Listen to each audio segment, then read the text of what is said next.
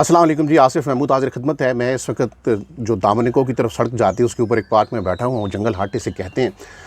और ईदें पहले भी गुजरी, लेकिन इतनी खामोश और इतना सन्नाटा यहाँ पे कभी नहीं हुआ था। यहाँ पे गहमा गहमी होती थी। ईद से पहले भी परदेसी चले जाते थे, लेकिन यहाँ पे रौनक लगी रहती थी। इस दफ़ा बहुत सन्नाटा है, बिल्कुल चुप सी लगी हुई है माहौल को। और अल्लाह से दुआ ही की जा सकती है कि ये खामोशियाँ और ये सन्नाटे ख़त्म हों और ज़िंदगी दोबारा बहाल हो अपनी पूरी रौनकों के साथ। तो मेरा ख्याल है आज हम ईद से मुत्तसिल एक मौजू के ऊपर बात करते हैं, और वो है रोयत हिलाल कमेटी। फवाद चौधरी साहब हस्ब तवक्को रोयत हिलाल कमेटी के सामने आकर खड़े हो गए हैं, और मुझे लग रहा है कि ये एक तनाज़ा पैदा होने जा रहा है। इसके ऊपर बहुत सारे सवालात हैं जो मैं मुख्तसरन आपके सामने रख देता हूँ। रोयत हिलाल कमेटी बनी क्यों? रोयत हिलाल कमेटी इसलिए बनी कि रोयत के ऊपर जो तनाज़ात थे उनको हल कर दिया जाए। अयूब खान साहब के दौर में तनाज़ात ने जन्म लिया, और उसके ऊपर कुछ उलमा को फिर सज़ा भी हुई। सैयद अबुल आला मौदूदी जैसे जय्यद आलिम दीन को 3 साल के लिए कैद हुई, क्योंकि उन्होंने हुकूमती उस फैसले को नहीं माना जो एक मशकूक फ़ैसला था उलमा की राय में। भुट्टो साहब आए 74 में। भुट्टो साहब ने कौमी असम्बली से एक रेजोल्यूशन पास करवाया ताकि ये मसला हमेशा के लिए ख़त्म हो, और एक रोयत हिलाल कमेटी बना दी। अब रोयत हिलाल कमेटी की जो कारकर्दगी है, जो परफॉर्मेंस है, वो हमारे सामने है। पहला सवाल ये है कि 74 से ये कमेटी बनी, जो मालूम हो रहा है आज तक उसके बाईलाज नहीं बन सके। अगर बने हैं तो वो हमारे इल्म में नहीं है। मिसाल के तौर पर मुफ्ती मुनीबुर रहमान साहब कब रिटायर होंगे? मैं माफ़ी चाहता हूँ, मुफ्ती साहब का मुझे बहुत एहतराम है, लेकिन आप एक मनसब पर आए हैं तो फिर उसके ऊपर बात तो होगी। आप कब रिटायर होंगे? मुफ्ती मुनीबुर रहमान साहब कितने अरसे के लिए रोयत हिलाल कमेटी के चेयरमैन हैं? ताहयात रहेंगे या उनकी जगह कोई और ले सकता है? कमेटी की फॉर्मेशन कैसी होगी? मज़ीद मेंबरान को इंडक्ट करने का तरीक़ाकार क्या है? मज़ीद मेंबरान को कमेटी के अंदर शामिल करने का जो पैमाना है वो मुख्तलिफ़ मसालिक से उनकी वाबस्तगी है, या कुछ साइंटिफिक उलूम की उसके अंदर मैटर करते हैं? अभी आकर एक वज़ारत साइंस का एक बंदा लिया उन्होंने, जब फवाद चौधरी साहब ने बहुत तूफ़ान और बहुत शोर उठा दिया। तो ये पहला सवाल तो यह है कि 74 से बनी हुई एक चीज़ के कवानीन क्या हैं, ज़ाबिते क्या हैं, कब आप रिटायर होंगे, कब आपकी जगह पर कोई और आएगा, ये तो बताइए हमें, ताकि लोगों को पता चले कि अच्छा इतने साल और इसी तरह मुफ्ती साहब चाँद चढ़ाएँगे, फिर शायद चाँद किसी और तरीके से चढ़ेगा। दूसरा सवाल यह है कि पोपल ज़ई साहब जो कुछ करते हैं उसका क्या एतबार है? अगर वो गलत करते हैं तो क्या कानून उनके ऊपर लागू होता है? क्या हर ईद इसी तरह होगी कि 2 मुख्तलिफ चाँद चढ़ाए जाएंगे और कोई पूछने वाला नहीं होगा? ये भी एक बड़ा अहम सवाल है। तीसरा सवाल ये है कि क्या ज़रूरी है कि एक मुल्क में एक ही ईद हो? मसलन चाँद तो देखें ना कब से तुलू हो रहा है, और सल्तनतें और नेशन स्टेट्स तो बाद में बनती रहती हैं। तो क्या चाँद को ये हुक्म सुनाया जा सकता है कि वो पाकिस्तान में एक ही वक्त में एक ही दिन में नज़र आए? ऐसा भी तो हो सकता है कि पाकिस्तान का जोग्राफिया ऐसा हो कि कुछ इलाके में एक दिन पहले नज़र आता हो, कुछ इलाके में एक दिन बाद नज़र आता हो। तो क्या इसके ऊपर कुछ गौर किया जा सकता है? फिर ये भी एक बड़ा अहम सवाल है कि रोयत हिलाल कमेटी के जो थोड़े बहुत ज़ाबिते बने हुए हैं उसके तहत वो पाबंद है कि वो अपनी जोनल कमेटियों से मुशावरत के बाद फ़ैसला करे। यहाँ पे हमने देखा कि पेशावर में उनकी कमेटी इजलास कर रही होती है और उनकी मरकज़ी कमेटी ऐलान कर देती है। ये भी एक सोचने की बात है। ये भी सोचने की बात है कि जो लोग मुफ्ती शहाबुद्दीन पोपल ज़ई साहब के पास आकर शहादतें देते हैं, वो रोयत हिलाल के पास जाकर शहादतें क्यों नहीं देते? और जो शहादतें मुफ्ती पोपल ज़ई साहब के पास आती हैं, रोयत हिलाल उन शहादतों को कंसिडर क्यों नहीं करती? इससे बढ़कर फिर एक और सवाल ये है कि आप हैं, मैं हूँ, कुछ और लोग हैं, अगर वो चाँद को देख लेते हैं तो हज़रत क़िबला मुफ्ती मुरीब साहब तक अपनी रोयत पहुँचाने का कोई आसान सा ज़रिया है उनके पास? कभी पीटीवी के ऊपर बताया गया कि अगर आपको चाँद नज़र आए आप इस नंबर के ऊपर रब्ता कीजिए, ये व्हाट्सएप नंबर है, ये कर दीजिए, फ़लाँ कर दीजिए? आखिर 200 80 100 75 लोगों की शहादतों को आप किस उसूल की बुनियाद पर रद्द करते हैं? क्या आप उन्हें जाके परखते हैं? कोई पैमाना है उनका? ये इसके ऊपर भी देखना चाहिए। फिर ये भी देखना है कि क्या चाँद देखने का जो अमल है, ये मुफ्ती साहब अगर चाँद ना देख रहे हो तो क्या चाँद तुलू नहीं होता? यानी चाँद का तुलू होना, उसकी रोयत, उसको देखना, ये क्या बुनियादी तौर पर अहले मज़हब का मामला है, या ये बुनियादी तौर पर साइंसदानों का और फलकियात के माहिरीन का मामला है? चाँद की रोयत अच्छी चीज़ है, देखनी चाहिए, उसमें एक तहज़ीबी खूबसूरती भी है, तहज़ीबी हुस्न भी है और हुक्म भी है ज़ाहिर।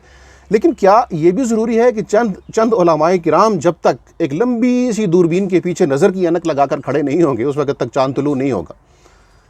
ये एक सवाल है, इसके ऊपर गौर करने की ज़रूरत है। मुतल्लिका माहिरीन जो होते हैं हर शोबे के, वही अच्छे लगते हैं हर शोबे का फ़ैसला करते हुए। मज़हब के बाब में अहले मज़हब फ़ैसला करते अच्छे लगते हैं, साइंस के बाब में साइंसदान फ़ैसला करते अच्छे लगते हैं, इसको भी देखना चाहिए। फिर एक अहम सवाल ये है कि जो वज़ारत साइंस एंड टेक्नोलॉजी है उसका बुनियादी काम क्या है? क्या फवाद चौधरी साहब का बुनियादी काम ये है कि हर मजहबी इदारे के साथ हर मामले में सींग अड़ा लेना? اسلامی نظریاتی کونسل کے ساتھ بھی ان کے سینگ پھنس گئے، یہاں پر بھی ان کے سینگ پھنس گئے. ان کی اپنی مبلغ کارکردگی کیا ہے سوائے چند نامعقول بیانات کے؟ آئی ایم سوری میں یہ لفظ استعمال کر رہا ہوں.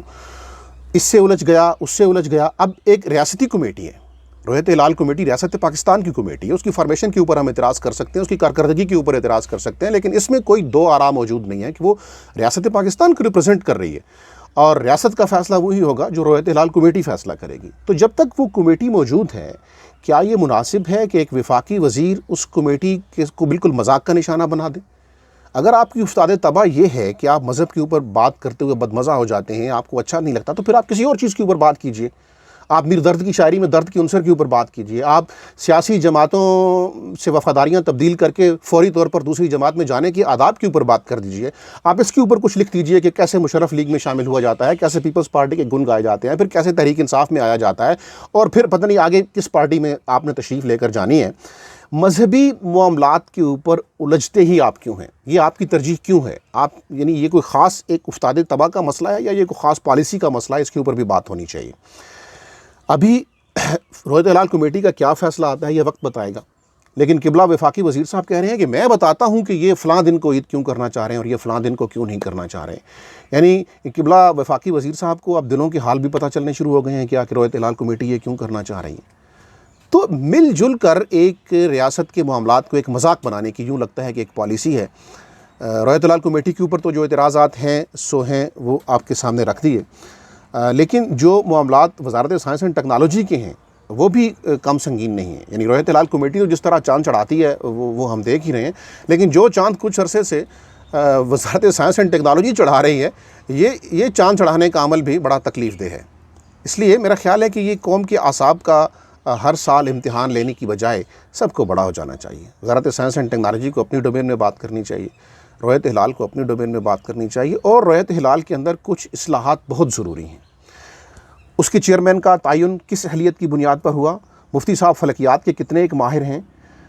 بلکہ میں اگر جان کی امان پاؤں تو میں یہ بھی جاننا چاہتا ہوں کہ ہمارے جو قابل احترام بزرگ ایک لمبی سی دوربین کے پیچھے کھڑے ہوتے ہیں، کیا انہیں دوربین آپریٹ کرنے کا طریقہ آتا ہے؟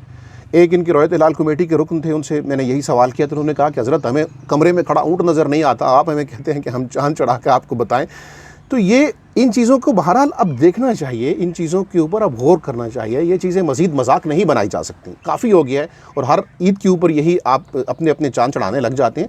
کوئی ایک ڈھنگ کی کوئی ایک پالیسی ہو، ہمیں پتہ ہو رویت ہلال کمیٹی کی ڈومین یہ ہے، رویت ہلال کمیٹی کی فارمیشن یہ ہے، اس کے چیئرمین کی اہلیت یہ ہے، اس کے ممبران کی اہلیت یہ ہے، اس کے ممبران میں اعلیٰ حضرت کتنے ہوں گے، اس کے ممبران میں سائنسدان حضرات کتنے ہوں گے، اور یہ کتنے عرصے کے لیے رہیں گے، کیا اہلیت ہوگی جس کے اوپر ہم ممبران کو اس میں لیں گے، کیا وہ فلکیات سے بھی کچھ شغف رکھیں گے یا کچھ خاص پہچان کے اوپر ان کو لے لیا جائے گا، کس علاقے کی گواہیاں قبول ہوں گی، کس علاقے کی گواہیوں میں آپ کو کوئی خاص پرابلم نظر آتا ہے اگر تو وہ بھی آپ بتا دیں. چیئرمین رویت ہلال کمیٹی ریٹائر آخر کب ہوں گے؟ دیکھیں نا، بہت سے لوگ آئے ریٹائر ہو گئے، بہت سے لوگ جو کہتے تھے کہ ہم تا حیات رہیں گے، ہم نے جانا ہی نہیں ہے، وہ بھی ریٹائر ہو گئے. تو حضرت قبلہ مفتی صاحب کب ریٹائر ہوں گے؟ یہ پورے احترام کے ساتھ یہ سوال ہے، کیونکہ ریاستی منصب کا تقاضا ہے کہ جو آئے پتہ ہو اس نے کب ریٹائر ہونا ہے. یعنی بالکل سارے عمل کو آپ نے متنازع کر دیا، اور آپ اس عہدے سے ریٹائر ہونے کو نہ تیار ہیں اور نہ کسی کو پتہ ہے کہ آپ کب ریٹائر ہوں گے. تو یہ کچھ سوالات تھے جو میں نے آپ کے سامنے رکھے. فی الوقت اتنا ہی، اجازت چاہتا ہوں آپ سے. اللہ حافظ.